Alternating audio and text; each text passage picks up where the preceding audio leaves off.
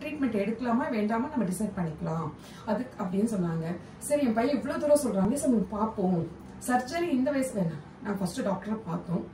நிஜமா சொல்றேன், ரொம்ப ரொம்ப சொல்றேன், எனக்கு வந்துட்டு இது வந்து ஒரு என்ன காட் கிஃப்ட் மாதிரி இருந்தது. ஏன்னா என் பையனுக்கு வந்து அந்த சர்ஜரி வேண்டாம் அந்த மைண்ட் செட்லயே இருந்தோம். அது இந்த டாக்டர் சொன்னாங்க சர்ஜரி வந்து இந்த வயசுல இல்லாம எந்த வயசுலயுமே வேண்டாம், அந்த ஸ்பைனல்ல கையே வைக்க கூடாது, இல்ல நோ மெடிசன் நோ சர்ஜரி எதுவுமே, நான் உங்க பையனை கிளியர் பண்ணி அனுப்புறேன் அப்படின்னு ஒரு ஃபுல் கான்ஃபிடன்ஸ் கொடுத்தாங்க.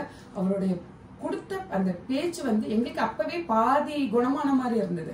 அதுக்கப்புறம் ஒரு செக்ஷன் சொன்னாரு, அப்புறம் நீங்க கன்சல்ட் பண்ண நம்மளுக்கு டைமும் கொடுத்தாரு. உடனே நீங்க பண்ணிதான் ஒன்றும் இல்லை, இப்படி ஆயிடும் அப்படி ஆயிடும் எந்த ஒரு இதுவும் இல்லாம எங்களுக்கு டைம் கொடுத்தாரு. நீங்க கன்சல்ட் பண்ணிட்டு பொறுமையா கூட வாங்க, பட் இதுதான் மெத்தட் அப்படின்ட்டு எங்களுக்கு ரொம்ப அழகா நீட்டா ரொம்ப டைம் எடுத்து.